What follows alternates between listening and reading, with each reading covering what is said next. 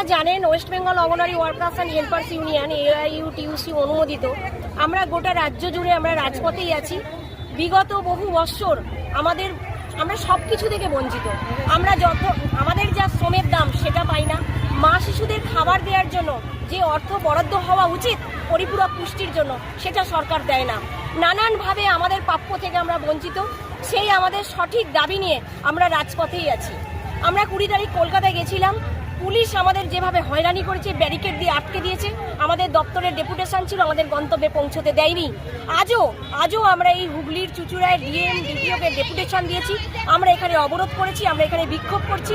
আমাদের মূলত দাবি রাজ্য আর কেন্দ্র দুই সরকারের যা দায়িত্ব ছিল, যারা এই প্রকল্পে কাজ করে এবং এই প্রকল্পের উপভোক্তা, তাদের প্রতি যা দায়িত্ব ছিল আমরা খুব ভীষণভাবে লক্ষ্য করছি। এই দুই সরকারই কিন্তু সযত্নে তাদের দায়িত্ব এড়িয়ে যাচ্ছে।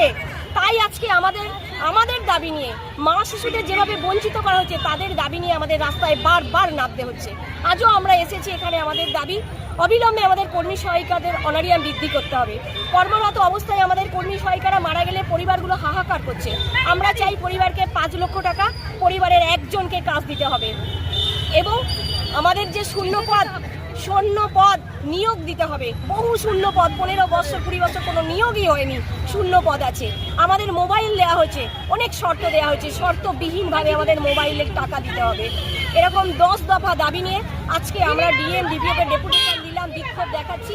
আগামী দিন যদি আমাদের দাবি পূরণ না হয়, মা শিশুদের যে খাবারের অর্থ বরাদ্দ আছে সেগুলো যদি বৃদ্ধি না হয়, জ্বালানি বিল বৃদ্ধি না হয়, আমরা কিন্তু বৃহত্তর আন্দোলনে যাব।